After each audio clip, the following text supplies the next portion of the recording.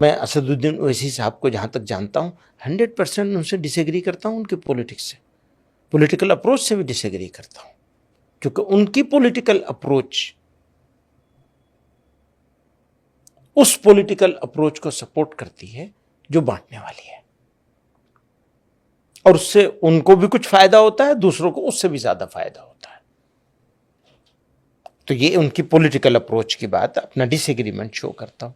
لیکن سر انہی کے پیچھے اتنی مسلمانوں کی بھیڑ بھی تو کھڑی ہوتی ہے، وہ خوش ہوتی ہے، وہ تالی مارتی ہے جب وہ کہتے ہیں 15 منٹ پولیس ہٹا لو. ایسا ہے، اسی طرح کی بہت ساری بات، بہت سارے لوگ ادھر بھی بولتے ہیں، وہاں بھی جمع ہو جاتی ہے بھیڑ. تو پاگل لوگوں کا تو مجمع ہے، پبلک میں پاگل لوگ تو ہو ہی جاتے ہیں جمع.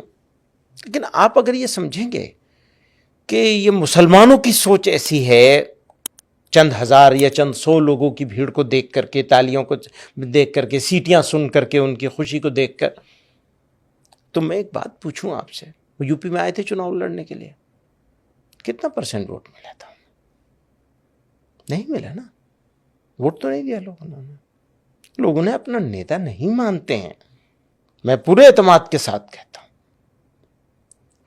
اب یہ ٹھیک ہے کہ وہ موقع ملا ہوا ہے ان کو بولنے کا، اور بولی کا بول کر کے فائدہ اٹھاتے ہیں.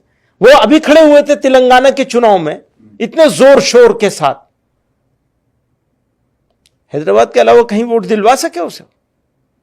تو ہم تو بہت پہلے سے ان سے کہہ رہے ہیں بھیا آپ وہیں رہیے، وہ مانتے نہیں، سنتے نہیں اس بات کو. نہیں، پر وہ ان کے بیان اتنے بھڑکاؤ ہوتے ہیں کہ ایک اور مسجد شہید، نامناسب بیان ہوتے ہیں، بالکل نامناسب، انبیئریبل ہوتے ہیں، انبیئریبل. بالکل انبیئریبل ہوتے ہیں. کئی سارے بیان. آپ کہیں گے مسلمانوں کو اویسی صاحب کے بیانوں کو تھوڑا سائیڈ میں کر دینا چاہیے، بچ کے رہنا چاہیے؟ ہاں تو ہم کہتے ہیں